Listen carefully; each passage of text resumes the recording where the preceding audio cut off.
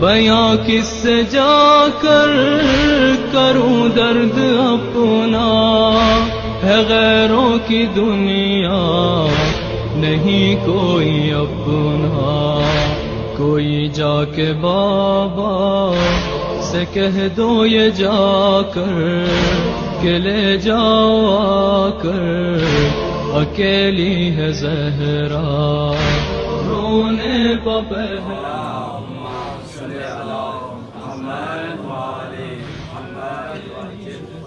أعوذ بالله السميع العليم من الشيطان اللعين الرجيم. بسم الله الرحمن الرحيم. الحمد لله رب العالمين. الحمد لله الذي هدانا لهذا وما كنا نهتدي لولا أن هدانا الله. لقد جاءت رسل ربنا بالحق. الصلاة والسلام والتحية والإكرام على أشرف خلقه وسيد بريته العبد المؤيد والرسول المسدد المصطفى الأمجد حبيب إله العالمين أبي القاسم محمد. اللهم صل على محمد وآل محمد. والصلاة والسلام على أهل بيته الطيبين الطاهرين معصومين منتجبين ومنتخبين مظلومين المحرومين. ولعنة الدائمة وأبدية على أعدائهم من الأولين والآخرين. أما بعد، قال سبحانه وتعالى في كتابه وفرقانه الحميد. بسم الله الرحمن الرحيم. إنا أعطيناك الكوثر فصل لربك وانحر إن شانئك هو الأبتر. وقال النبي صلى الله عليه وآله وسلم: فاطمة بضعة مني فمن أغضبها أغضبني ومن أغضبني أغضب الله. صلوات. اللهم صل على محمد وآل محمد. ایصال ثواب کی مجلس ہے اور ایسے جملے ہوں کہ جن کا ثواب جو ہے وہ مرحومہ کی روح کو پہنچے. پروردگار عالم کی ایک قرآن مجید سے نہایت ہی مختصر سورہ آپ کی خدمت میں تلاوت کی ہے. وہ تقریباً سب کو زبانی یاد ہے، اور ایک حضور صلی اللہ علیہ وسلم کا فرمان. اللہم صلی علی محمد وآل محمد. چنانچہ ان دونوں کے درمیان ہی یہ آج کی گفتگو ہوگی. شہزادی کونین کی شہادت کی رات بھی ہے، ایام شہادت ہیں، ایام فاطمیہ ہیں، اور فوت ہونے والی بھی مرحومہ سید زادی ہے، ان کی بیٹی ہے. تو انشاءاللہ مخدومہ اپنے ذکر سے خوش ہوں گی اور اس مرحومہ کو اپنے جوار رحمت میں جگہ عطا کریں.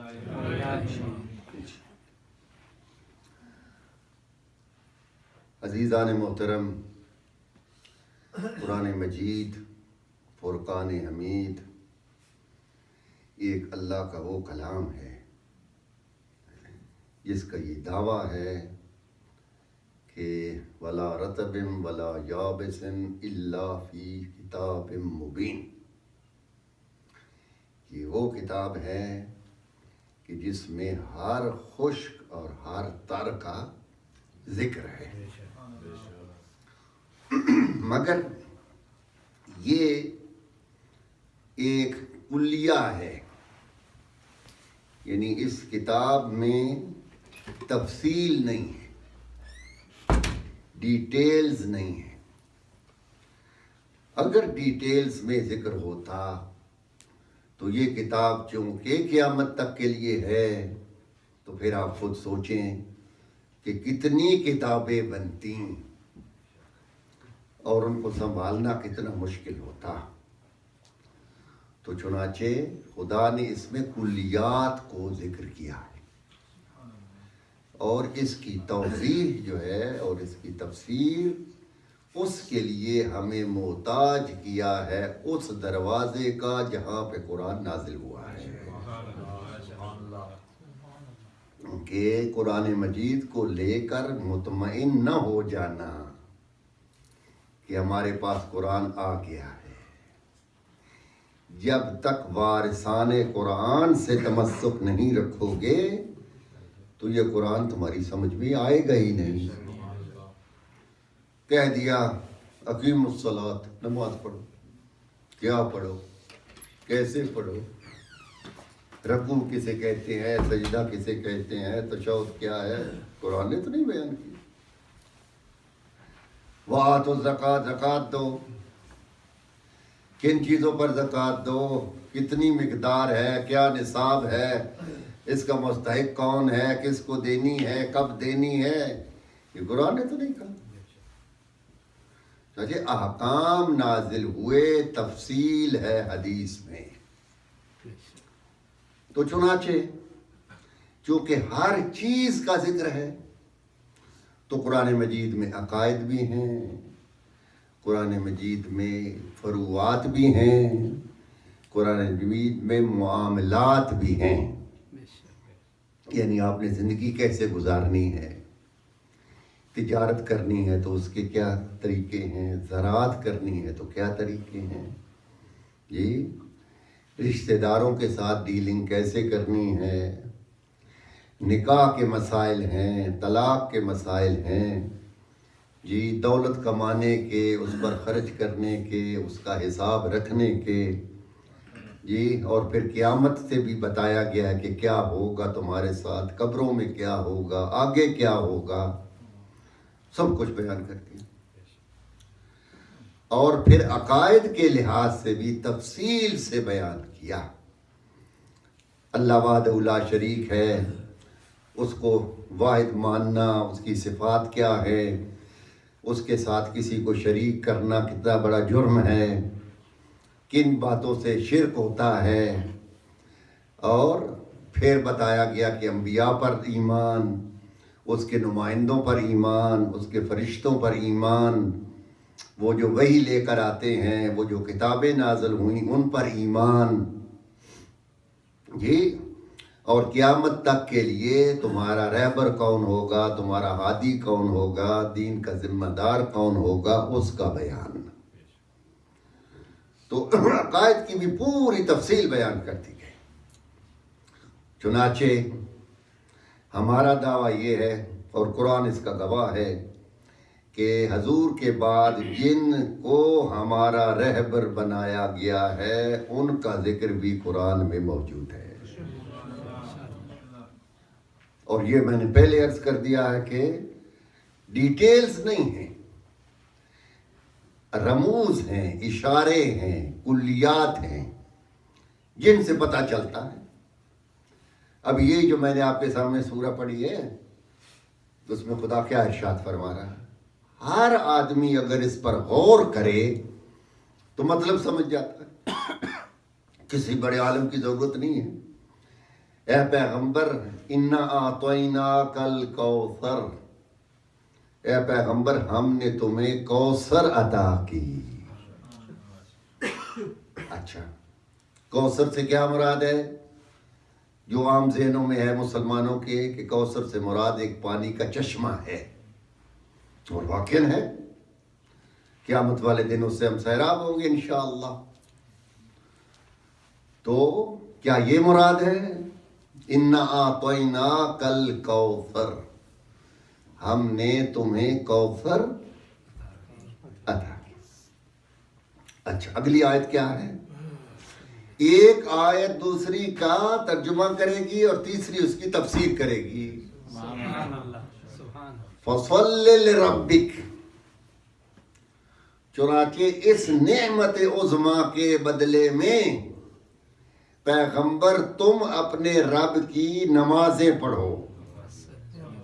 فصل لربک، یہ بھی بتا دیا کہ جب کوئی نعمت ملے تو خدا کیا چاہتا ہے آپ سے کہ نمازیں پڑھو. سبحان اللہ. ویسے نماز واجب ہے، واجب تو پڑھنی پڑھنی ہے.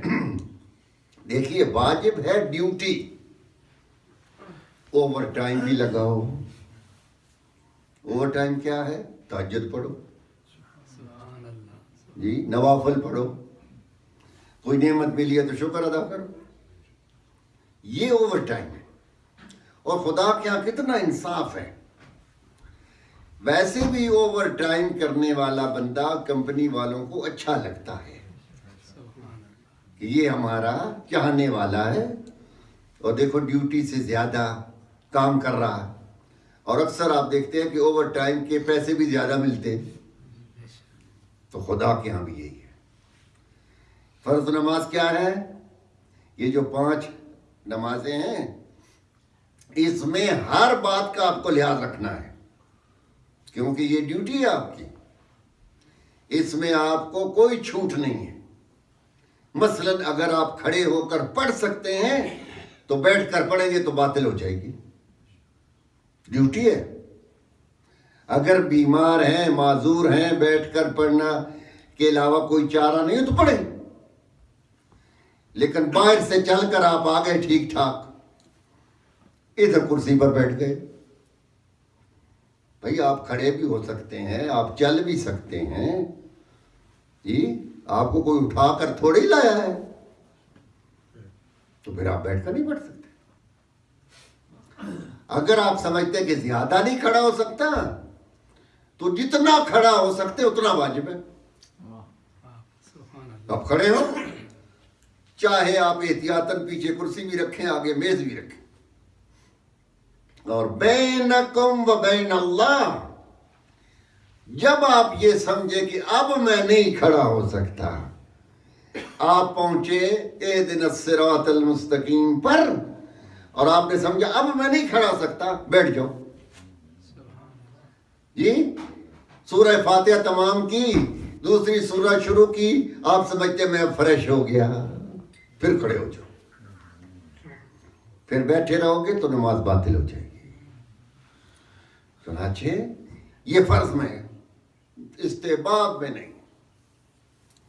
اگر رستم پہلوان بھی سنت نماز بیٹھ کر پڑھنا چاہے تو ثواب میں کوئی فرق نہیں آئے گا.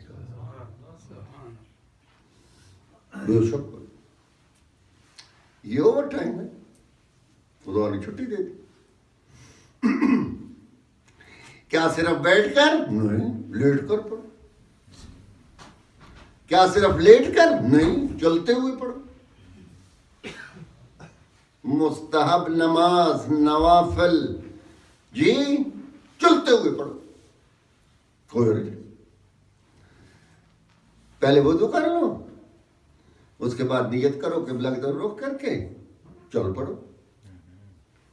گاڑی پر بیٹھ جاؤ، اسٹیئرنگ چلا رہے ہیں، ٹیکسی چلا رہے ہیں، نماز ہی پڑھ رہے ہیں.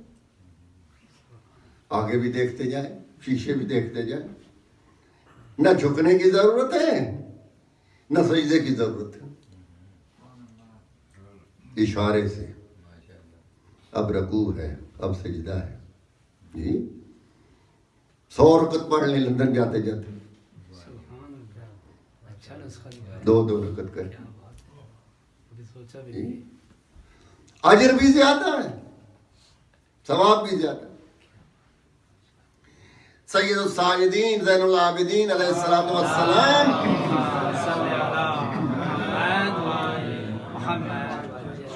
آپ کے 20 کھجور کے درخت تھے، 20 ملکیت. آپ روزانہ ہر درخت کے نیچے 2 رکعت نماز شکرانہ ادا کرتے تھے کہ خدایا تو نے مجھے رزق عطا کیا ہے، 2 رکعت شکرانہ ڈیلی.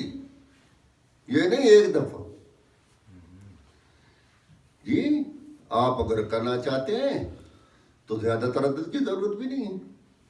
جیسا کہ میں نے بتایا چلتے پھرتے پڑھتے جاؤ, ثواب ملے گا, کمی بھی نہیں آئے گی. یہ بھی نہیں ہے کہ بھئی آپ بوڑھے نہیں ہو تو بیٹھ کے کیوں پڑھ رہے, تہجد پڑھے جی. بعض لوگ اس لیے تہجد نہیں پڑھتے کہ وہ جب پڑھتے کتابوں میں اتنی لمبی چوڑی دعائیں, کوئی ضرورت نہیں. بیٹھ کر بیڈ پر نیت کرو, 2 رکعت کر کے 8 رکعت پڑھو, اس کے بعد 2 رکعت کر کے شفع پڑھو, پھر 1 رکعت وتر, اس میں دعا مانگو.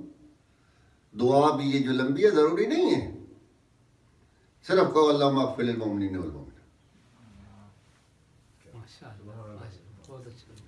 امیر المومنین فرماتے ہیں اللہم صلی علی محمد وعلی محمد. اگر چاہتے ہو دنیا میں رزق کے محتاج نہ رہو, فرماتے میں نسخہ تمہیں دیتا ہوں, تہجد پڑھو, سبحان اللہ, سبحان اللہ. کبھی محتاج نہیں ہوگی, کبھی فکر ہی نہیں ہوگی رزق کی. جی. اور دوسرا فرمایا چہرہ نورانی ہو جائے گا, سبحان اللہ. چہرے پر نور آ جائے گا. پھر فرماتے ہیں اگر تہجد پڑھنا چاہتے ہو تو کم سو, کیونکہ اس کا ٹائم ایسا ہے, اس میں بھی 12 رعایت ہے. ٹائم اس کا شروع ہوتا ہے آدھی رات کے بعد اور صبح صادق سے پہلے.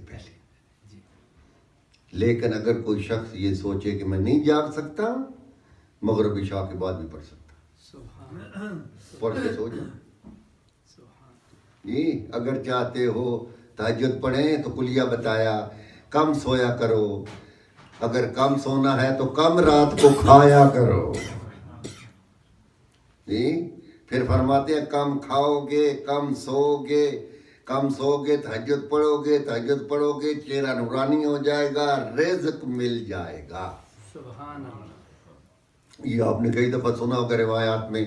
شب قدر میں سیدہ کے بارے میں مشہور ہے کہ بچوں کو رات کا کھانا نہیں دیتی تھی. یہ ہمیں آپ کو سمجھانے کے لیے تھا نا, کہ تاکہ سوئیں نہیں, اس رات میں جاگ کر عبادت کریں.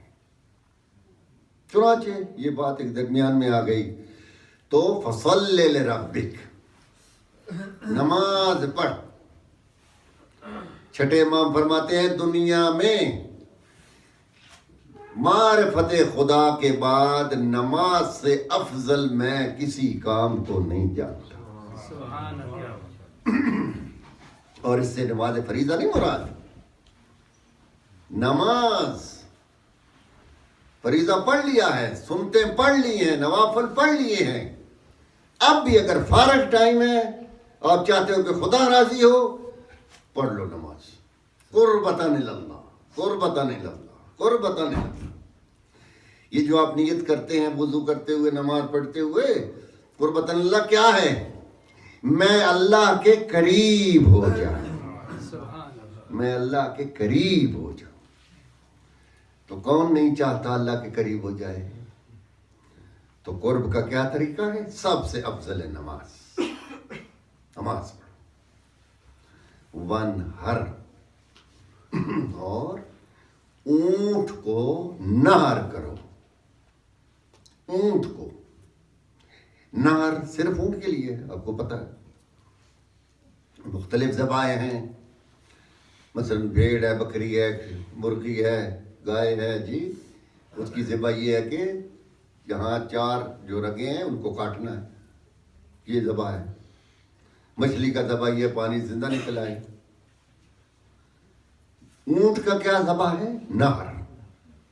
چھری سے کرو گے حرام ہو جائے گا. نہر ہے یہاں پر, یہ جو ہوتی ہے نا جگہ اندر گئی ہوئی, یہاں نیزہ مارتے ہیں, اور نیزے کے 3 ہوتے ہیں رخ, اس کو پھر ہلانا, یہاں اس کی 4 رگیں اکٹھی ہیں, پھر وہ ذبح ہوتا ہے. بہرحال اے پیغمبر, ہم نے تمہیں کوثر عطا کی جی، وصلی لربک، اپنے رب کے لیے نمازیں پڑھ، ونہر، اونٹ کو بھی ذبح کر۔ اب یہ جو دوسرا جملہ ہے یہ پہلے جملے کی جزا ہوا کہ چونکہ کوثر دیا ہے اس لیے یہ کر۔ اب اس کا فائدہ کیا ہے جو ہم نے کوثر دیا ہے؟ ان شانئک هو الابتر، سبحان اللہ، یقیناً تیرا دشمن ہی ابتر ہوگا۔ ابتر سے کیا مراد ہے؟ بے اولاد، دم کٹا، جس کی اولاد نہ ہو۔ حضور فارم میں بیٹھے تھے جب آپ کا بیٹا فوت ہو گیا قاسم، حرم خدا میں تھے تو کفار بھی بیٹھے ہوئے، تو ابو جہل نے بلند آواز سے کہا کہ محمد کی فکر نہ کرو، اس کا تو بیٹا ایک تھا وہ بھی مر گیا، اگر روایت میں 3-4 بھی مان لیں تو بہت ہو گئے، یہ تو دم کٹا ہے، اس کا مشن اور آگے لے کر کون چلے گا؟ اس کی تو اولاد ہی نہیں ہے۔ بیٹیوں کو عرب اولاد نہیں سمجھتے تھے، جیسا کہ آپ نے دیکھا ہوا ہے۔ یہ ایک شخص آیا حضور صلی اللہ علیہ وسلم کے پاس اور آ کر کہا یا رسول اللہ، میں نے 7 بیٹیوں کو زندہ درگور کیا ہے، 7 بیٹیوں۔ دیکھیے انسان کس قدر ظالم ہے، اور پھر خود ہی کہنے لگا کہ 7ویں بیٹی جو تھی وہ میری بیوی نے چھپا دی مجھ سے، کسی کے گھر میں اس کی پرورش ہوئی، اور جب وہ 14-15 سال کی ہو گئی تو اس کو میری بیوی گھر لائی کہ اب ہو سکتا ہے اس کے دل میں رحم آ جائے اور اس کو نہ مارے۔ تو جب گھر میں آئی تو اس نے دیکھا، پوچھا یہ کون ہے؟ اس نے کہا یہ ہماری بیٹی ہے۔ کہا اچھا، مجھے پہلے کیوں نہیں بتایا؟ تو اس کو پکڑا، لے گیا قبرستان میں، اس کے لیے قبر کھودنے لگا جی۔ اب وہ کھڑی ہے، دیکھ رہی ہے باپ کی طرف، پوچھا بابا یہ قبر کس کے لیے ہے؟ کہا تمہارے لیے۔ تو ایک مسکین سا سوال اس نے کیا، بابا مجھے مارو نہیں، مجھے بازار میں لے جا کر فروخت کر دو، فروخت کر دو۔ لیکن میں نے اس کی بات نہ سنی، اور وہ چیختی رہی، مجھے پکارتی رہی، اور میں نے اس کے اوپر منو مٹی ڈال دی۔ حضور کی آنکھوں سے آنسو بہنے لگے، اور آپ نے فرمایا کہ اے بدبخت، فوراً یہاں سے اٹھ جا، مجھے ڈر ہے کہ خدا کا عذاب نازل ہو اور مسجد میں تو تڑپ کے مر جائے۔ اٹھ جا یہاں سے، تیرے دل میں اتنا بھی رحم نہیں۔ تو عرب جو تھے ان کے ہاں بیٹا ہی اولاد سمجھا جاتا تھا، اسلام نے اس کو ختم کیا۔ بیٹیاں بھی ہماری اولاد ہیں، بیٹیوں کے بچے بھی ہمارے ہیں، یہ اسلام نے سبق دیا۔ تو اب یہ دیکھیے کہ یہ جو کوثر عطا ہوا جس کے بدلے میں نماز اور قربانی ہے، وہ کیا ہے کہ حضور کی اولاد آگے بڑھے گی۔ تو اب بتائیے یہ سورہ کوثر کس کی شان میں نازل ہوا؟ جی، تو جو ناجی شہزادی کا ایک نام ہے کوثر۔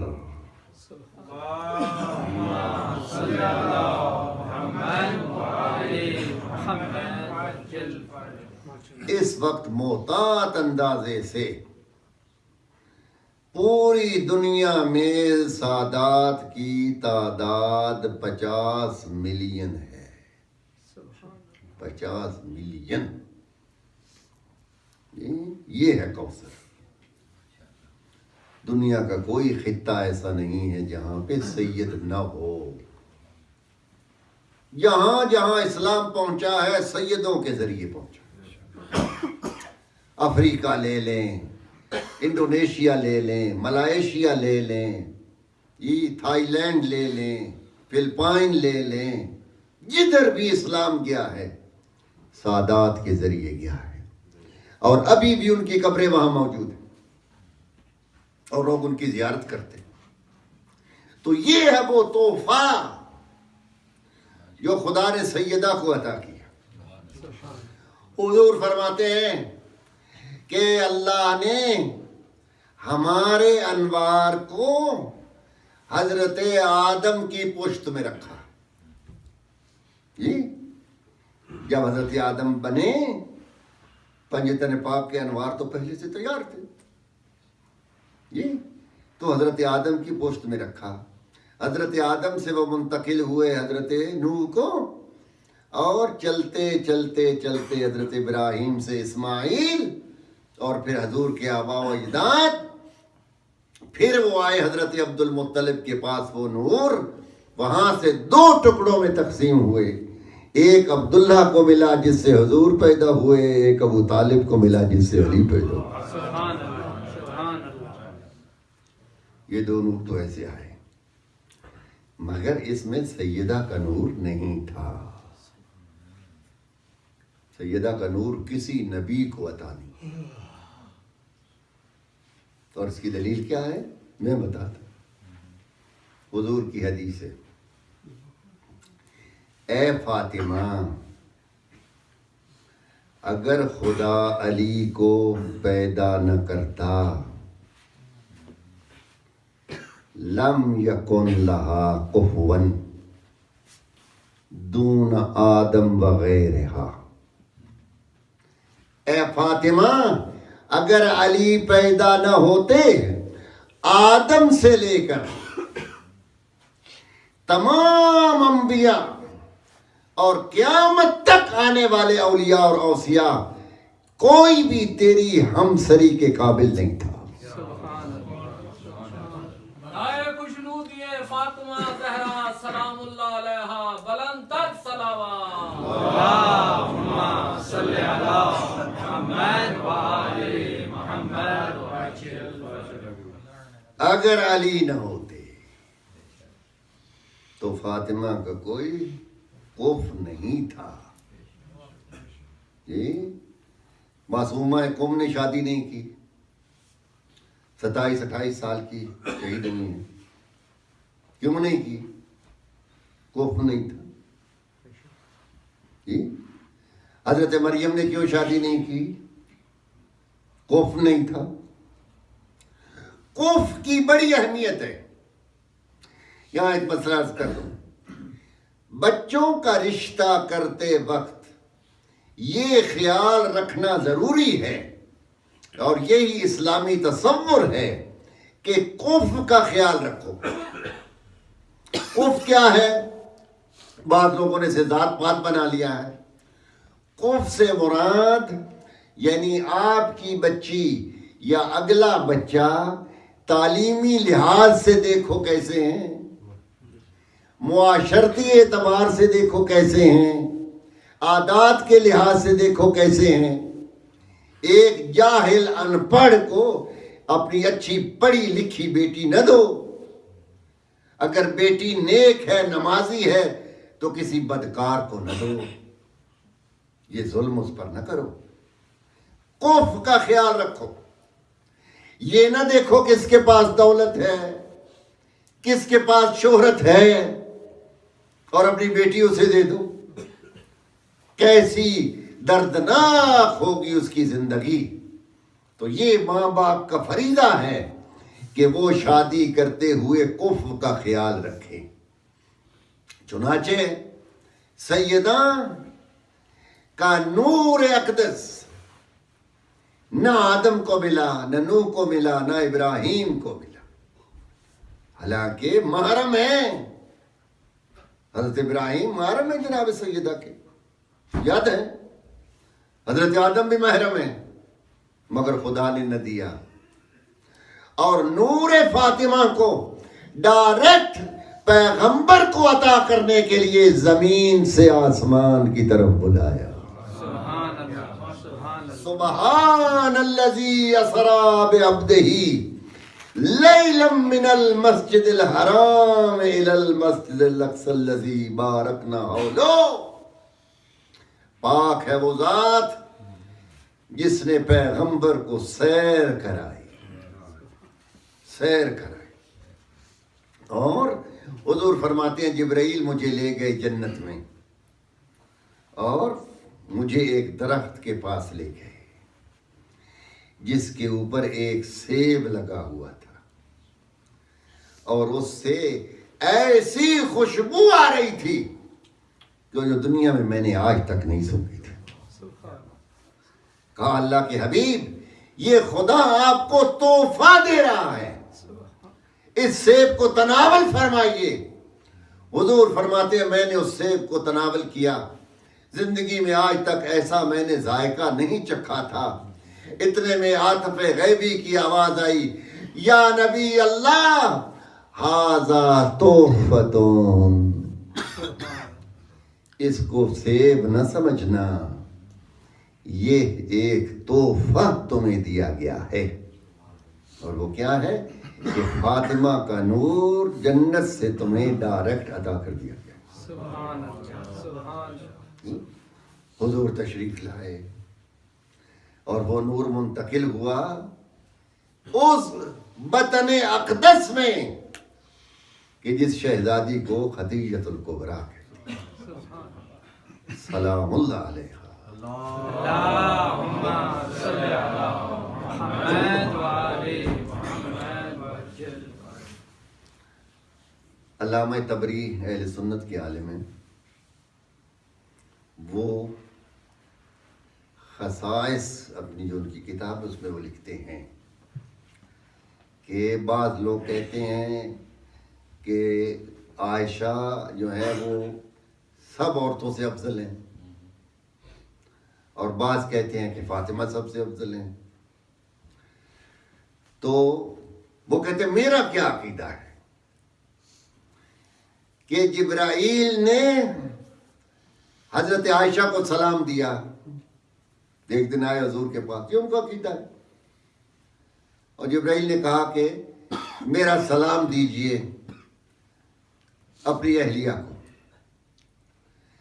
اور وہی جبرائیل اللہ کا سلام لے کر آئے.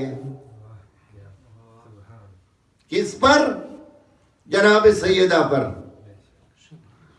تو وہ کہتا ہے کہ کیونکہ ان کو جبرائیل کا سلام ملا اور فاطمہ کو اللہ کا سلام ملا, اس لیے میرا عقیدہ یہ ہے کہ فاطمہ سب سے افضل ہے. سبحان اللہ, سبحان اللہ. اس کو ڈائریکٹ اللہ نے سلام بھیجا. چنانچہ شہزادی اپنے بچپن سے ہی اپنے باپ کی محافظ بھی تھیں, اسی لیے کہا کہ فاطمہ ام ابیہا, یہ اپنے باپ کی بھی ماں ہے. ایک دن حضور نماز پڑھ رہے ہیں مسجد الحرام میں, کافر بیٹھے ہوئے ہیں سارے, اس میں عتبہ بھی ہے, عتیبہ بھی ہے, ابو لہب بھی ہے, شیبہ بھی ہے, ولید بھی ہے, سارے. حضور نماز پڑھ رہے ہیں. شہزادی کی عمر مبارک آپ 5 سال نبوت کے اعلان کے بعد پیدا ہوئی. تو یہ واقعہ جو ہے وہ اعلان نبوت کے کوئی 8-7 سال بعد ہوا ہے. آپ 9 سال حضور کے پاس رہی ہیں اور 9 سال علی کے پاس رہی ہیں. یہ ٹوٹل زندگی ہے. 9 سال باپ کے پاس, 9 سال شوہر کے پاس. 18 سال کی تھی کہ دنیا چھوڑ کر چلی گئی. تو اس وقت آپ کی عمر 7 سال ہوگی, 8 سال ہوگی جب یہ واقعہ ہوا. کافروں میں سے ایک بولا کہ کوئی ہے جو جائے اور جہاں پر جانور ذبح ہو رہے ہیں وہاں سے کوئی اوجھڑی لے کر آئے اور اس پیغمبر کے اوپر جب یہ سجدے میں جائیں تو اس کی قبر پر رکھ دو۔ ان میں سے بخت گیا بھاگ کر اور ایک اوجھڑی بھری ہوئی گند سے لایا، اور حضور جب سجدے میں گئے تو آپ کی پشت مبارک پر ڈال دی۔ ابو سعید اس کا راوی ہے، وہ کہتا ہے میں دیکھ رہا تھا، مجھے بڑا دکھ ہوا، مجھے بڑا افسوس ہوا، مگر اس قدر بدماش اور خطرناک کفار حرم میں بیٹھے ہوئے تھے کہ میری جرت نہ ہوئی کہ میں آگے بڑھ کے اور نہیں تو یہ اوجھڑی ہی اتار دوں، جرت ہی نہیں ہوئی۔ کسی نے جا کے فاطمہ کو بتایا، مقام فاطمہ دیکھیے، جرت فاطمہ دیکھیے۔ کسی نے جا کے بتایا بی بی آپ کے بابا سجدے میں گئے ہیں اور کافروں نے یہ حرکت کی ہے۔ اب حضور نے کیا کیا؟ سجدے کو طول دے دیا، کیونکہ جب اٹھیں گے تو ظاہر ہے وہ گر جائے گی اور نجاست پھیل جائے گی۔ ابو سعید کہتا ہے میں نے دیکھا فاطمہ ہربلا کر کے آ رہی تھی، تیز تیز قدم اٹھا کے فاطمہ آئی اور باپ کی ہوش سے اس کو اتارا، اور صرف اتارا نہیں، جرت دیکھیے، پھر ان کافروں سے مخاطب ہوئی،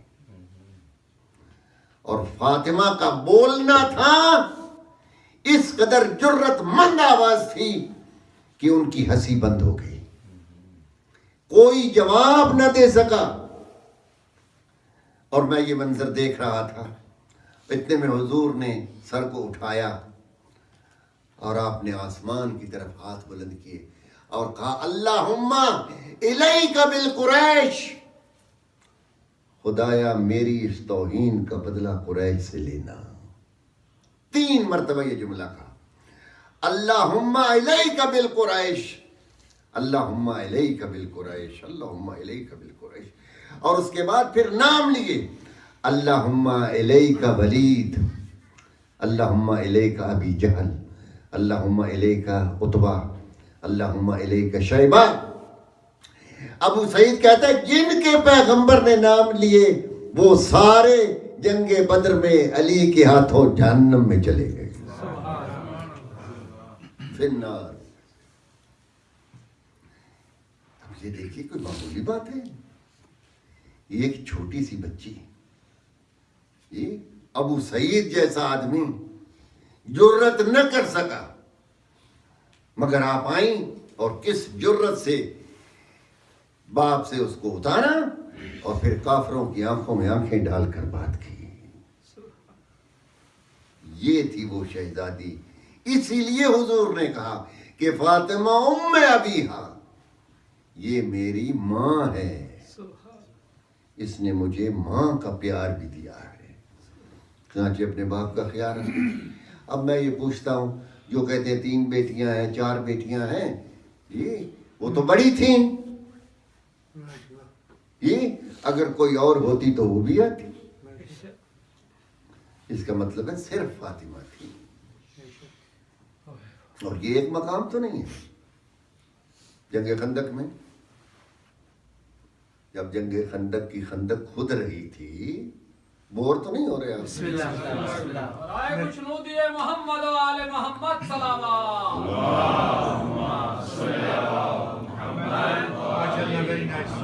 یا روایتی مجلس پڑھوں، نعرے علی،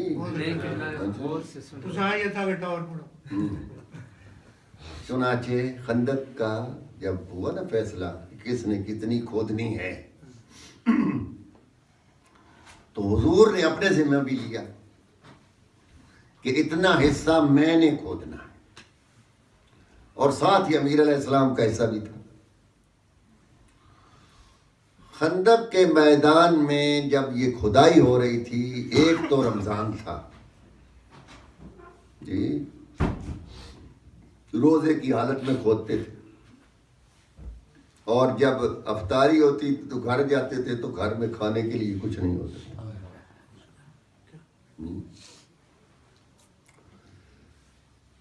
اتنے میں دیکھا حضور کھود رہے ہیں، شہزادی تشریف لائیں۔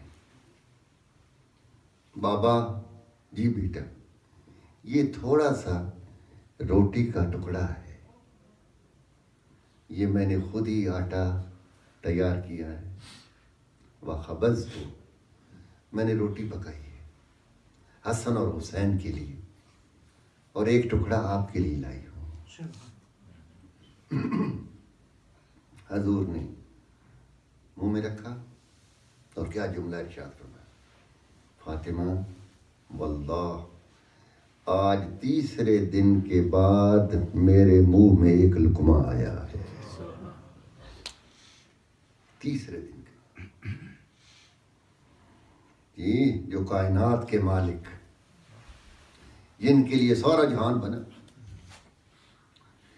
مطلب یہ ہے، بیان کرنے کا مطلب یہ ہے کہ کون تھے جنہوں نے ابتدا سے لے کر آخر تک پیغمبر کا دفاع کیا ہے، کون تھے جنہوں نے سٹینڈ لیا ہے پیغمبر کے ساتھ۔ یہ تو ایک واقعہ ہوا جناب سیدہ کا مکے میں، ہو سکتا ہے اس وقت علی پتہ نہیں کہاں ہوں گے، ورنہ فاطمہ کو آنے کی ضرورت ہی نہیں تھی۔ علی کا تو کام ہی یہی تھا، کفار مکہ پیغمبر کے پیچھے بچوں کو لگاتے تھے کہ حضور پر پتھر مارو اور حضور کو مجنون کہو، پاگل کہو، تو علی آ جاتے تھے اور پھر ان بچوں کی وہ پٹائی کرتے تھے، کسی کی آنکھ نہیں، کسی کا بازو نہیں، کسی کی ٹانگ نہیں جی، اور اس حالت میں ان کے پاس جاتے تھے جنہوں نے بھیجا تھا کہ یہ جواب ہے اس بات کا جو آپ نے ان کو سکھا کر بھیجا ہے۔ یہ ہے دفاع پیغمبر، یہ تھا دفاع اسلام۔ جنگ احد میں حضور زخمی ہو گئے، آپ کو پتا ہے، اور صرف حضور زخمی نہیں ہوئے، علی بھی زخمی ہوئے۔ روایت میں ہے کہ 90 زخم لگے علی علیہ السلام کو، 90 زخم، اور ان میں سے ہر زخم اتنا شدید تھا کہ اگر کسی اور کو لگتا تو اس کی موت واقع ہو جاتی۔ علی ان 90 زخموں کے ساتھ پیغمبر کی حفاظت بھی کر رہے ہیں، دشمنوں سے لڑ بھی رہے ہیں، اور بھاگنے والوں کو پیغمبر دکھا بھی رہے ہیں۔ ھذا محمد الرسول اللہ، جی یہ ہے اللہ کا رسول زندہ ہے۔ بی بی کو پتہ چلا میرا بابا شریف زخمی ہو گیا ہے، دوڑی مدینہ سے آئیں۔ فاطمہ کیسے برداشت کرے کہ بابا زخمی ہو جائے، اور فاطمہ گھر میں رہے۔ روایت میں اکیلی پانی ڈال رہے ہیں، بی بی زخم دھو رہی ہے، بڑا زخم پیشانی پر لگا ہوا تھا، مگر جتنا پانی ڈالتی ہیں خون بند نہیں ہوتا، خون بڑھ رہا ہے۔ بی بی نے ادھر دیکھا ادھر دیکھا، بھاگی اور بوریے کا ایک ٹکڑا اس حالت میں پیدا کیا، پھر اس کو آگ لگائی، اس کی راکھ بنائی جی، اور اس کو لا کر زخم پر لگایا، پھر اپنی پاک چادر سے پٹی پھاڑی جی، پیغمبر کی پیشانی پر رکھی۔ آپ نے بات تو سن لی نا، بسم اللہ۔ مگر یہ ذرا سوچئے، اس افراتفری کے عالم میں، اس گھمسان کی لڑائی میں، جب دشمن غالب آ رہا ہو، اپنے بھاگ چکے ہوں، اس موقع پر ایک خاتون میدان جنگ میں بوریا کہاں سے ڈھونڈتی ہے، اس کو آگ کیسے لگاتی ہے، اس کی راکھ کیسے بناتی ہے، اور اس کو زخم پر کیسے لگاتی ہے۔ یہ کوئی نارمل سچویشن تو نہیں ہے۔ یعنی اس شہزادی کی استقامت کا اندازہ لگائیے کہ اس میدان میں جہاں پر یہ کچھ ہو رہا تھا، وہ اپنے باپ کی حفاظت کیسے فرما رہی تھی. یہ فاطمہ ہے. جابر بن عبداللہ انصاری کہتے ہیں میں ایک دفعہ علی کے ساتھ آ رہا تھا گھر کی طرف. علی کو کچھ کام تھا, وہ اندر چلے گئے, میں باہر کھڑا ہو گیا. مجھے اندر سے آواز آ رہی تھی. فاطمہ کہتی ہیں یا علی اگر آپ چاہیں تو میں آپ کو علم ما فی و ما یکون نہ بتا دوں. کائنات کا سارا علم, جو کچھ کائنات میں ہے, کیسے ہے, کیوں ہے. اب کس کو بتا رہی ہیں؟ علی کو. علی میں کوئی علم کی کمی ہے؟ جابر کہتے ہیں اتنی تھوڑی دیر میں علی باہر آئے اور ہم سیدھے گئے حضور کے پاس. جا کر حضور سے کہا اے اللہ کے نبی آج آپ کی بیٹی نے عجیب بات کی ہے. کہا کیا؟ کہا فاطمہ مجھے کہہ رہی تھی کہ یا علی اگر آپ مجھ سے پوچھو تو میں علم ما یکون و ما کون سب آپ کے پاس سامنے بیان کرتی ہوں. تو پیغمبر مسکرائے. کہا علی فاطمہ کو سارا علم ہے. کیوں؟ فاطمہ بضعۃ منی. سبحان اللہ سبحان اللہ. فاطمہ میرا ٹکڑا ہے, میرا ٹکڑا ہے. جی یہ ترجمہ غلط ہے. فاطمہ جگر کا ٹکڑا ہے. جگر کا کہیں ذکر ہی نہیں ہے, دل کا کہیں ذکر ہی نہیں ہے. فاطمہ بضعۃ منی. قرآن کیا کہتا ہے؟ ما محمد الا رسول. ہمارے لوگوں کو صلوات پڑھنے کا بھی صحیح طریقہ نہیں پتا. ویسے زیادہ پڑھا کرے صلوات.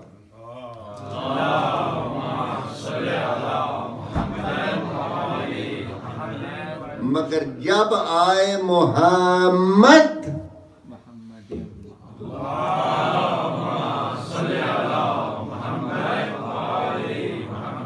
جب نبی آئے تو آپ کی مرضی ہے پڑھو یا نہ پڑھو. حضور آئے آپ کی مرضی ہے پڑھو یا نہ پڑھو. یہ ہم کچھ عادی ہو گئے ہیں. مثلا امام حسن کا نام آئے گا نہیں پڑھیں گے, امام حسین کا نام آئے گا نہیں پڑھیں گے, زین اللہ عابدین کا نام آئے فوراً پڑھیں گے. ان کو عادت بن گئی ہے. اصل میں حکم کیا ہے؟ ان اللہ و ملائکتہ یصلون علی النبی. اور وہ اگلے درود جو ہے وہ الگ ہے. مگر جب حضور کا اسم گرامی آئے, کون سا نام؟ محمد.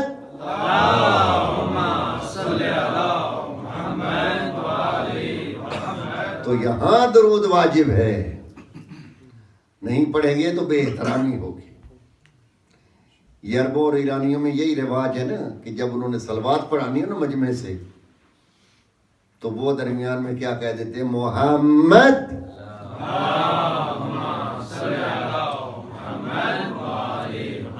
آپ کے یہاں بڑی اچھی عادت میں نے دیکھی ہے, یہ نماز میں آپ اونچا الحمدللہ نہیں کہتے. جی بڑی کوشش سے مومنوں سے یہ چھڑوایا جاتا ہے. تو آپ ماشاءاللہ ٹرینڈ ہیں, تو اچھی بات ہے. اور یہ آج یہ بھی بات ایک سیکھ لیں کہ جب بھی نام آئے بلند صلوات پڑھنی. جی تو خدا قرآن مجید میں کیا کہتا ہے؟ ما محمد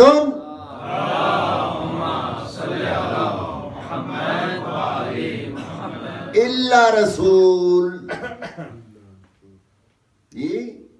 یہ کچھ نہیں ہے مگر صرف رسول ہے. کیا مطلب؟ کہ ان کے ساتھ رشتے نہ دیکھنا, شجرے نہ ملاتے پھرنا کہ سارے قریش ایک ہی ہیں. کوئی 7ویں پشت میں، کوئی 8ویں پشت میں ملتا ہے، اس کا کوئی فائدہ نہیں، یہ ہے ہی کچھ نہیں، یہ صرف میرا رسول ہے۔ تو اب اگر اس سے قربت کرنی ہے تو رسالت سے رشتہ ملانا، اگر رسالت سے ملا تو پھر تمہاری اہمیت ہے۔ اب سمجھیے جو حضور نے کہا فاطمہ بضعۃ منی،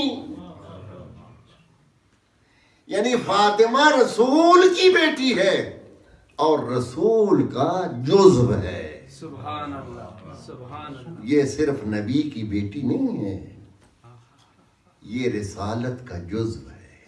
سبحان اللہ۔ تو چنانچہ جو رسالت کا جزو ہے وہ علم ما کان و ما یکون کا عالم ہوگا۔ سبحان اللہ۔ جی حضور کیوں کھڑے ہوتے تھے؟ کوئی باپ بیٹی کے لیے کھڑا ہوتا ہے؟ جی آپ کو بڑا شوق ہے سنتوں پر عمل کرنے کا،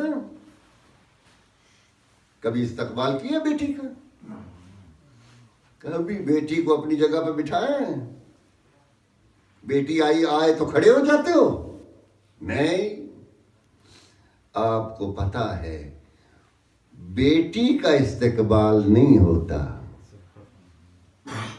یہ جو حضور کھڑے ہوتے تھے یہ اس لیے کھڑے ہوتے تھے کہ فاطمہ کا منصب یہ ہے کہ وہ شریک کار رسالت ہے، سبحان اللہ، سبحان اللہ۔ اس لیے میں کھڑا ہوتا ہوں۔ اور ایک دفعہ کسی بیگم صاحبہ نے پوچھا بھی تھا کہ آپ کیوں کھڑے ہوتے ہیں؟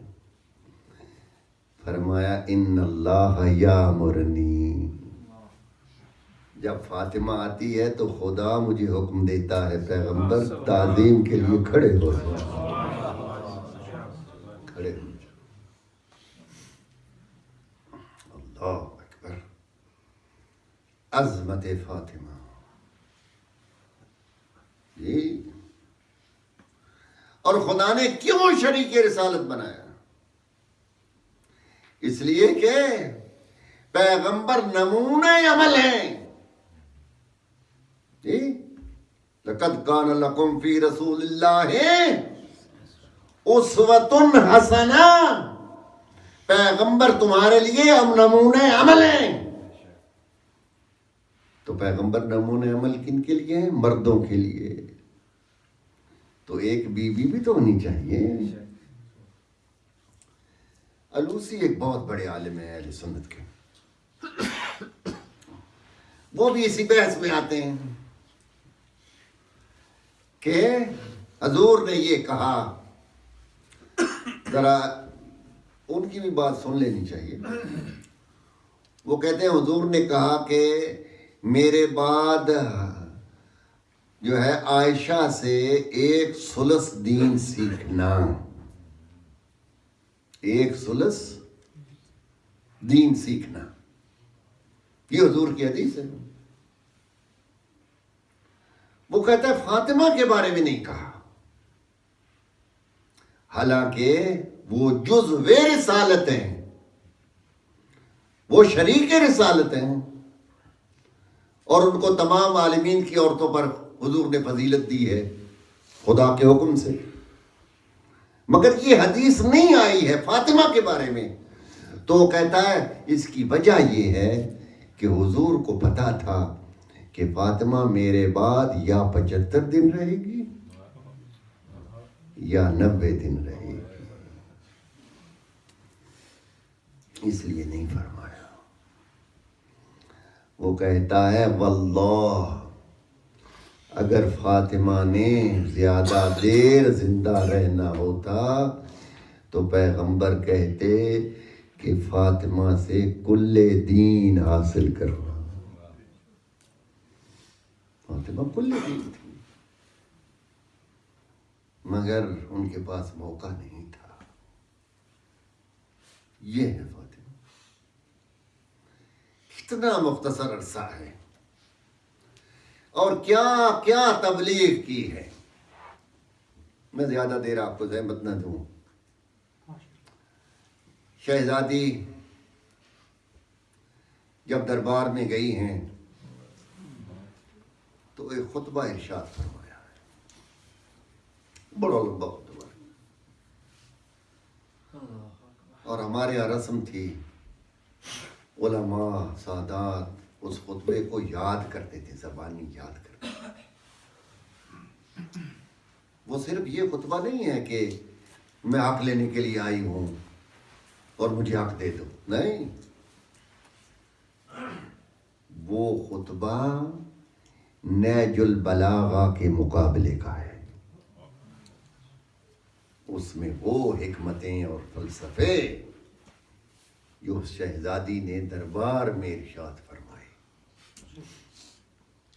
اس کے اگر 5 حصے کیے جائیں تو ابتدا کی سب سے پہلے خدا کی توحید کو بیان کرنا شروع کیا، اور اس انداز میں بیان کیا کہ جس میں یا علی بیان کر سکتے تھے یا زین العابدین بیان کر سکتے کہ میرا خدا کون ہے، اس کی صفات کیا ہیں۔ بہت سارے علماء نے اس خطبے کی تفسیریں کی ہیں، آج بھی تفسیروں کا محتاج ہے وہ کلام ہے۔ اور موقع دیکھیے، موقع کیا ہے؟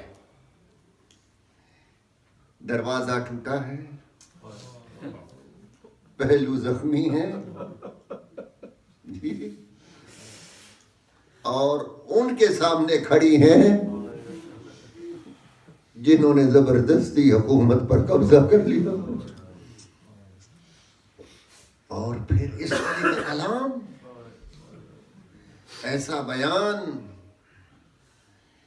کہ توحید خدا کو پہلے بیان کیا، اس کے احسانات کو گنوایا، وہ کتنا عظیم خدا ہے، اس کی کیا عظمت ہے، اس نے کیا کیا ہمیں عطا کیا ہے، اس کی کیا قدرت ہے۔ یہ ایک باب ہے، اس پر اگر تفسیر کی جائے تو کئی کتابیں لکھی جائیں۔ پھر بی آئی نبوت پر، یہ اس کا انتخاب ہے کہ اس نے اپنے پسندیدہ افراد کو اپنا پیغام دے کر دنیا میں بھیجا، اور جب آخری نبی کی باری آئی تو خدا کی نظر میرے باپ پر پڑی، اور ایسا انتخاب کیا کہ جس پر اسلام اور دین کو خدا نے مکمل کیا۔ یہ شرف خدا نے ہمارے گھر کو عطا کیا کہ جس میں جبرائیل بھی آئے، جس میں وحی بھی آئی، جس میں نبوت بھی آئی، جس میں عصمت بھی آئی، جس میں قرآن بھی آیا۔ پھر آپ نے امامت کا دفاع کیا، پھر اپنے شوہر کا دفاع کیا کہ جس کا حق تھا خلافت کا وہ تم نے چھین لیا۔ پھر بی بی نے فروعات کا ذکر کیا، نماز کیا ہے، روزہ کیا ہے، حج کیا ہے، یعنی اسلام کا پورا ایک دستور ایک بی بی میدان اس وقت دربار میں بیان کر رہی تھی۔ یہ نماز تمہیں کس نے سکھائی ہے؟ یہ تمہیں کس نے بتایا ہے قیام کسے کہتے ہیں، رکوع کسے کہتے ہیں؟ اور آخر میں فرمایا، اے مہاجر و انصار، کیا تمہیں یاد نہیں رہا میرے باپ نے میرے بارے میں کیا فرمایا تھا؟ کیا تم اتنا جلدی بھول گئے ہو؟ آج میں آپ کے سامنے ایک مغضوبہ کی صورت میں کھڑی ہوں، مجھ پر ظلم کیا گیا ہے، میرا حق چھین لیا گیا ہے، تم میں سے کسی کی ہمت نہیں ہے، کوئی میرا دفاع نہیں کر سکتا۔ اور پھر دیکھا اس پر جو خلافت کے ممبر پر بیٹھا تھا، کہا تم یہ کہتے ہو کہ حضور کی حدیث ہے کہ نہ معاشر الانبیاء کسی کے نہ وارث ہوتے ہیں، نہ کوئی ان کا وارث ہوتا ہے، یہ آیت تم پر اتری ہے، یہ حدیث صرف تمہیں بتائی گئی ہے، واللہ تمہارے علاوہ اس مجمع سے کوئی بھی کھڑا ہو کر پیغمبر کی قبر پر ہاتھ رکھ کر کہے کہ یہ حدیث میں نے حضور سے سنی ہے، یہ صرف تم راوی ہو، اور تم کیسے یہ کہہ سکتے ہو؟ یہ تو قرآن کے خلاف ہے۔ قرآن میں خدا نے عورتوں کا حصہ مقرر کیا ہے، یہ تو خدا کا دین ہے، اور تم کہتے ہو انبیاء وَوَرِثَ سُلَيْمَانَ دَاؤُدَ، سلیمان بھی نبی تھے، داؤد بھی نبی تھے۔ سلیمان وارث ہوئے کس کے؟ داؤد کے۔ میں کیوں نہیں وارث ہو سکتی اپنے باپ کی؟ زکریا نے دعا کی رب لا تذرنی فردم وانت خیر الوارثین، خدایا مجھے میرا وارث عطا کر۔ کیا زکریا نبی نہیں تھے؟ انہوں نے دعا نہیں مانگی؟ یہ وہ اقدام تھا شہزادی کی زندگی کے آخری لمحات تھے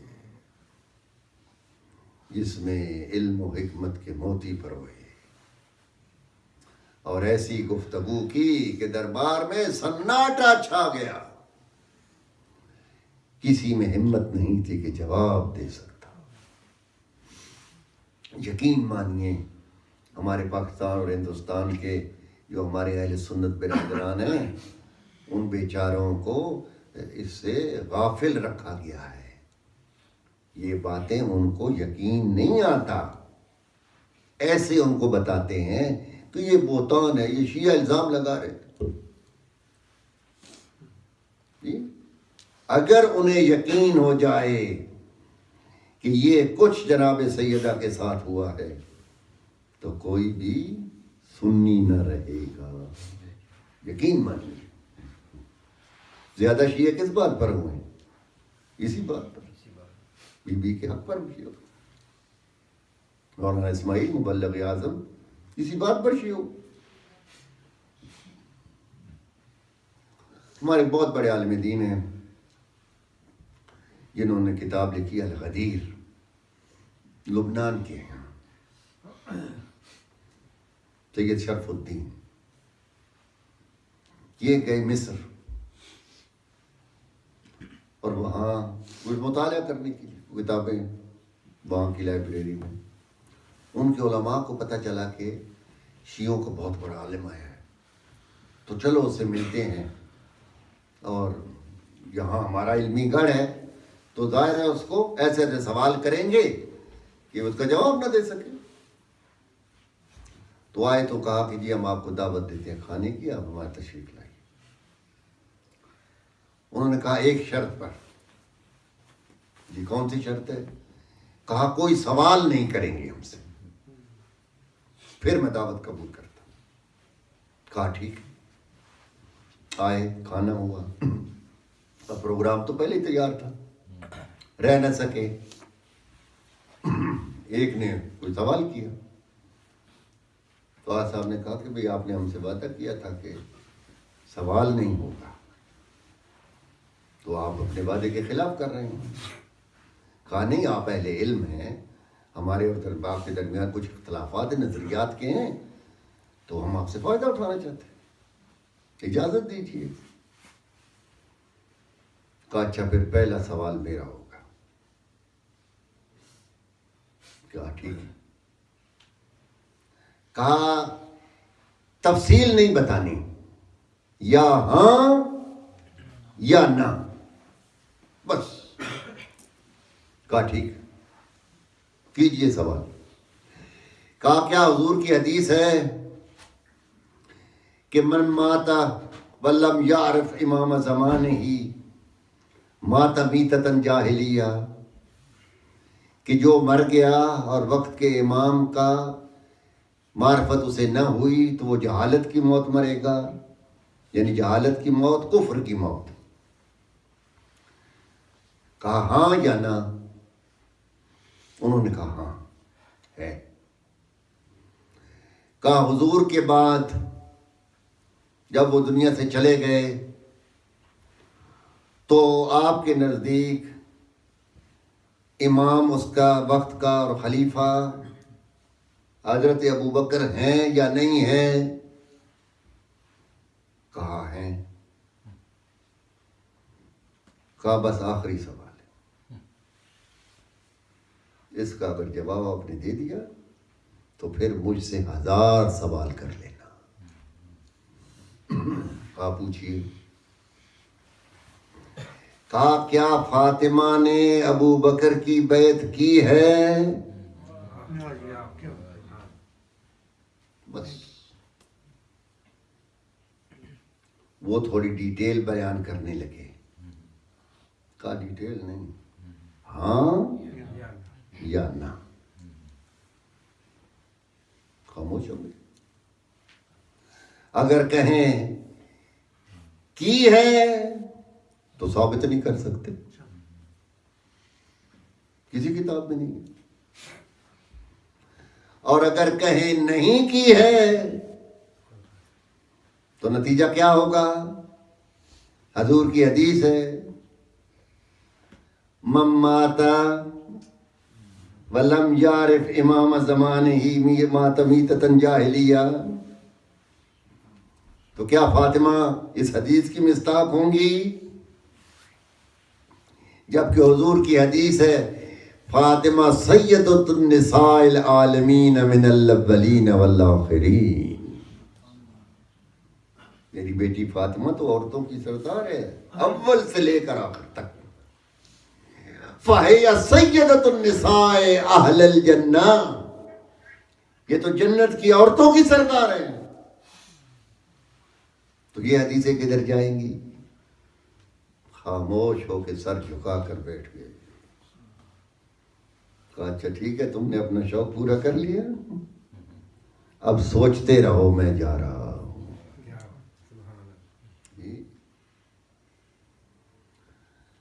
خدا ہمیں اور مزید توفیق دے،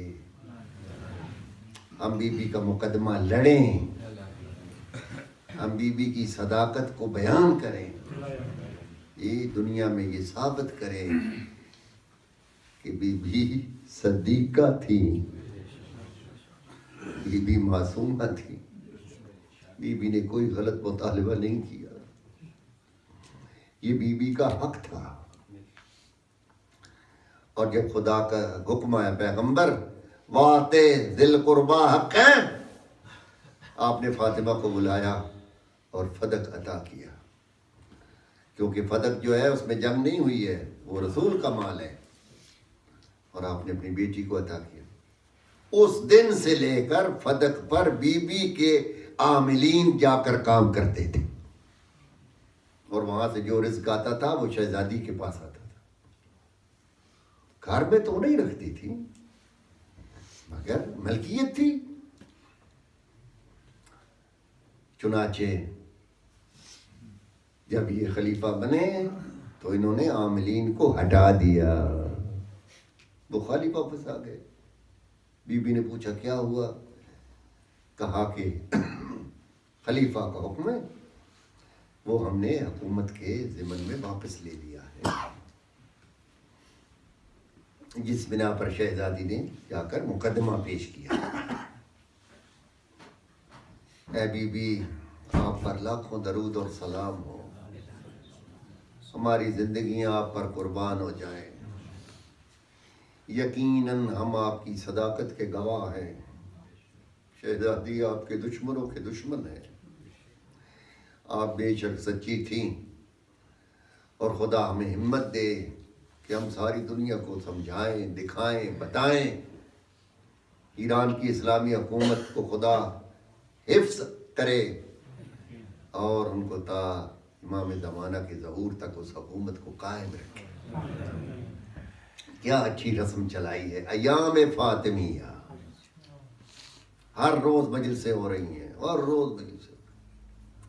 موضوع فاطمہ کوئی ایک مجلس ہے،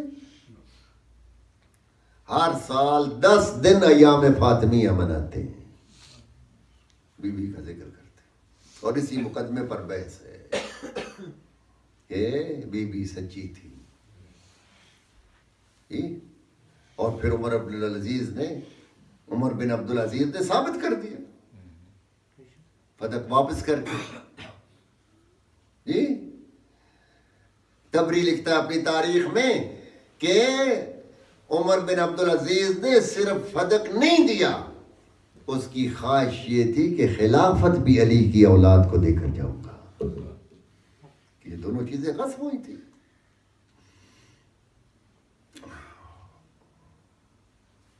ایک درس شہزادی کے جملے کا. دروازے پہ دستک ہوئی، بی بی کے آخری ایام ہیں، اور علی گئے، دروازہ کھولا، دیکھا 2 شخص آئے ہیں، شیخین. جا کر کہا شہزادی، ان سے پوچھا کیوں آئے ہیں؟ ہم نے سنا ہے فاطمہ بیمار ہے، تو ہم بیمار پرسی کے لیے آئے ہیں. آپ نے کہا ٹھہرو میں بی بی سے پوچھ کے آتا ہوں. آ کر کہا بی بی شیخین آئے ہیں، آپ کے لیے آئے، اجازت ہے کہ میں ان کو اندر لے آؤں؟ دنیا کی تمام خواتین کے لیے ایک سبق والا جملہ ہے. کیا فرمایا؟ یا ابو الحسن ھذا البیت بیتک، یہ گھر تمہارا گھر ہے. وَأَنَا أَمَتُک، میں تو آپ کی کنیز ہوں، میری کیا حیثیت ہے کہ آپ مجھ سے پوچھیں؟ آل محمد نے کتنے درس دیے. ہم سمجھتے ہیں کہ ان کی صرف جنگیں بیان کرو، بہادری کے واقعات بیان کرو، نعرے لگاؤ. جن چیزوں سے کچھ سیکھنا ہے وہ نہیں بیان کرتا. وہ کب بیان کرو گے؟ یعنی عورت اور مرد کا تعلق کیا ہے گھر میں؟ الرجال قوامون علی النساء. خدا فرماتا ہے ہم نے مردوں کو عورتوں پر برتری دی ہے. حکم مرد کا چلے گا، گھر مرد کا ہے. اور شہزادی نے ثابت کر دیا عورت کی حیثیت کیا ہے. انا امتک، میں تو آپ کی کنیز ہوں. جتنی بھی مومنائیں ہیں جو بی بی کو اپنی آقا زادی سمجھتی ہیں، کیا وہ گھروں میں یہی حیثیت رکھتی ہیں؟ یا اپنے شوہر کا یہی احترام کرتی ہیں؟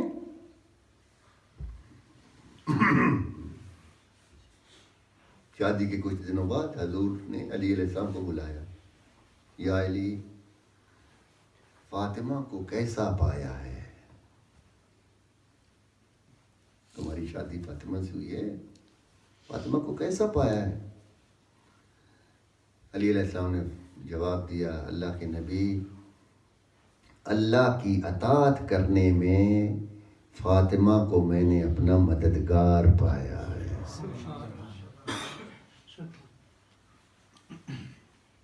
یہ نہیں کہا کہ اچھا کھانا پکاتی ہے، گھر کی صفائی اچھی کرتی ہے. ہمارے ذہن میں تو یہی ہوتا ہے. جی علی کی نظر میں کیا ہے؟ وہ بیوی جو اطاعت خدا میں میرا ساتھ دے، وہ میری بیوی. خیبر کا سارا مال تقسیم کر بار سے بار. بی بی نے پوچھا خالی آتا ہے؟ کہا جس کا مال تھا اس کو دے کے اس کی راہ میں آ گیا. فوراً سر سجدے میں رکھ دیا. خدایا تیرا شکر ہے جس نے مجھے ایسا شوہر عطا کیا.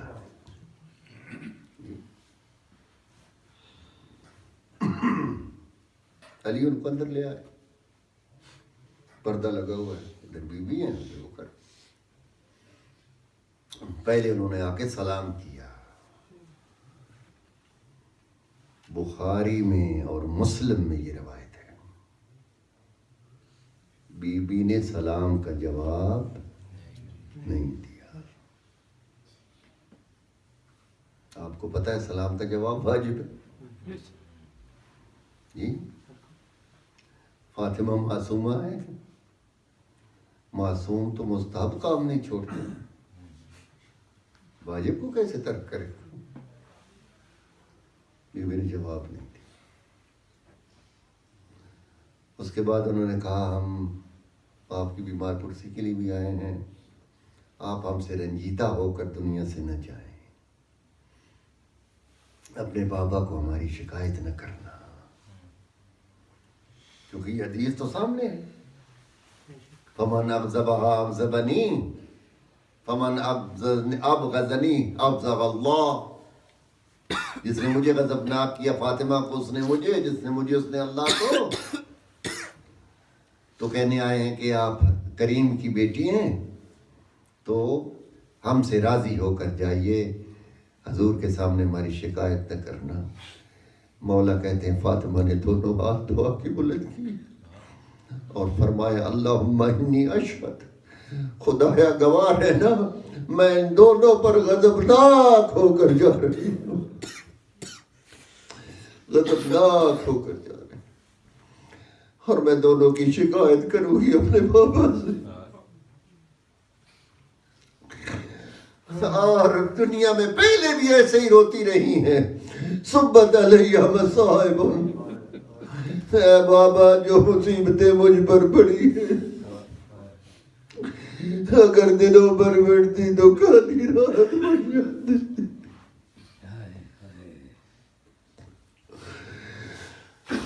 ہے بی بی، آپ کے غلام آپ کو پرسہ دینے کے لیے آئے ہیں۔ شہزادی ہم نے سنا ہے کہ آپ کے پاس ایک صحیفہ فاطمیہ ہے جہاں پر آپ نے مومنوں کے نام لکھے ہوئے ہیں، قیامت والے دن ان کو ڈھونڈ ڈھونڈ کر آپ جنت میں لے جائیں گے۔ اے بی بی، ہم آپ کی شہادت پر، آپ کے پرسے پر آپ سے درخواست کرتے ہیں، اے بی بی ان میں ہمارا نام بھی لکھ دینا، قیامت والے دن ہماری شفاعت کرنا۔ ہم تیرے بیٹے کا غم منانے والے بھی ہیں، ہم حسین پر بھی روتے ہیں، ہم زینب کی چادر پر بھی روتے ہیں، بی بی تیرے پاس کی شفاعت ہے، ہمیں اس سے محروم نہ کرنا۔ تجھے علی اصغر کا واسطہ، تجھے علی اکبر کا واسطہ۔ ایسا زخم لگا شہزادی کو کہ اس کے بعد آپ کی حالت بگڑنے لگی، اور ایک دن آیا حسن اور حسین کو بھیجا، بچوں جاؤ اپنے نانا کی قبر پر میرا سلام بھی دینا اور نانا سے کہنا اماں بیمار ہے، اس کی صحت کے لیے دعا کرنا۔ خود ام ایمن سے کہا ام ایمن میں کمرے میں جا رہی ہوں، باہر سے دروازہ بند کر دو، جب تک میری عبادت کی آواز آتی رہے سمجھنا میں زندہ ہوں، اور جب آواز بند ہو جائے تو سمجھنا فاطمہ چلی گئی۔ اے ام ایمن، میرے بچے آئیں گے نا تو ان کو پہلے یہ نہیں بتانا کہ تمہاری ماں فوت ہو گئی ہے، ان کو پہلے کھانا کھلانا، اس کے بعد بتانا۔ شہزادے گئے نانا کے مزار پہ، دعائیں کر رہے، چھڑ چھڑے ہاتھ بلند کہ نانا اماں نے سلام بھی کہا ہے، اور کہتی ہے نانا اماں بہت بیمار ہے، میرا ایمان اندر سے آواز آئی ہوگی او میرے بچوں واپس چلے جاؤ، تمہاری اماں دنیا میں نہیں رہی۔ دوڑتے ہوئے آئے، ام ایمن نے دیکھا قوم ایمن ہماری اماں کدھر ہے؟ کہا اندر نماز پڑھ رہی ہے، آپ آؤ پہلے کھانا کھاؤ۔ دونوں نے ام ایمن کی طرف دیکھا، ام ایمن ہمیں کیا سمجھتی ہو؟ ہم دونوں وقت کے امام بھی ہوں گے، ہم معصوم ہیں، ہمیں ابھی نانا نے بتایا ہماری ماں کا انتقال ہو گیا ہے۔ ام ایمن دروازہ کھولو، ہم ماں سے ملنا چاہتے ہیں۔ راوی کہتا ہے علی اس وقت مسجد نبی میں کھڑے تھے، کسی نے آ کر بتایا علی فاطمہ دنیا سے چلی گئی ہے۔ میرے مولا فوراً غچ کھا کے زمین پر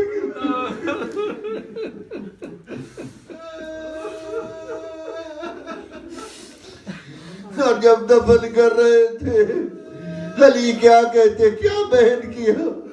فاطمہ جب میں پریشان ہو کر گھر آتا تھا، جب مسلمان مجھے دکھ پہنچاتے تھے، فاطمہ جب میں گھر میں آتا تھا تیرا چہرہ دیکھتا تھا، میرے سارے غم دور ہو جاتے تھے۔ اے فاطمہ اب میں کس کا چہرہ دیکھوں گا؟ اجرکم اللہ۔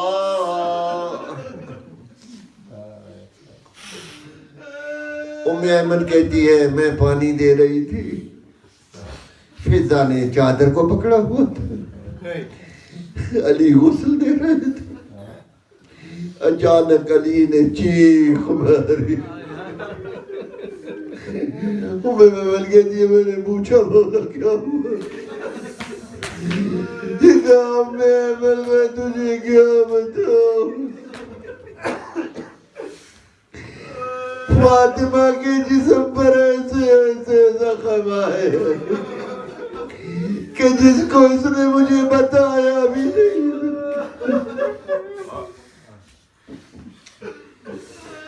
اجرکم اللہ۔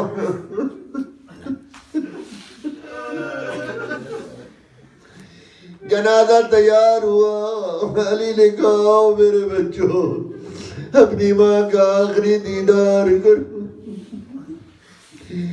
زینب نے کہا حسن بھائی بابا سے کہو، زینب کہتی ہے مجھے شرم آ رہی، بابا تھوڑی دیر ہٹ جاؤ میں ماں کا دیدار کر لوں۔ زینب بھی آ گئی، ام کلثوم بھی آئی ہے، حسن بھی آئے ہیں، حسین نہیں آئے ہیں، حسین نہیں آئے۔ علی نے دیکھا حسین تم اپنی ماں سے نہیں ملو گے؟ کہا بابا میری ماں فخر مریم ہے نا؟ کہاں ہے؟ بابا میں نے سنا ہے کہ مریم نے کفن سے عیسیٰ کو بلایا تھا۔ اگر فخر مریم ہے میں ماں کو اس وقت ملوں گا جب ماں مجھے خود بلائے گی۔ بس یہ کہنا تھا، کفن سے دونوں بازو نکلے، آؤ میرا پیاسا بچہ، الیہ الیہ یا حسین۔ حسین ماں سے لپٹ گئے۔ الا لعنت اللہ علی القوم الظالمین وسیعلم الذین ظلموا ای منقلب ینقلبون۔ پروردگار یہ جو بھی آنسو بہے ہیں رقت کا عالم ہے، قبولیت دعا کا وقت ہے۔ جو جو آپ کی حاجات ہیں شہزادی کے صدقے میں خدا سے مانگ لو، اور یہ مرحومہ جن کے ایصال ثواب کی مجلس ہے، خدایا اس کا ثواب ان کی روح کو عطا فرما۔ وصلی اللہ علی محمد و آلہ الطاہرین۔